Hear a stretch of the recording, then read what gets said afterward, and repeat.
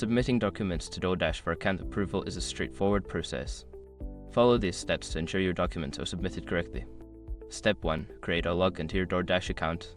Visit the DoorDash website or open the app. If you don't have an account, create one by providing the required information. If you already have an account, simply log in. Step 2. Navigate to the document submission section. Once logged in, go to your account settings or the section specifically for driver or dasher applications. Look for an option related to document submission or account verification. Step 3. Prepare your documents. Gather the necessary documents required for verification. This typically includes your driver's license, vehicle registration, and proof of insurance. Ensure that all documents are clear and legible. Step 4. Upload your documents. Follow the prompts to upload your documents. Click on the appropriate upload buttons and select the files from your device. Make sure to check that each document is uploaded correctly. Step 5. Confirm submission or wait for approval. After uploading, review your submissions to ensure everything is correct.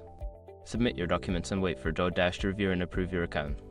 You will receive a notification once your account status is updated. Once you have completed these steps, you will be on your way to getting your DoorDash account approved.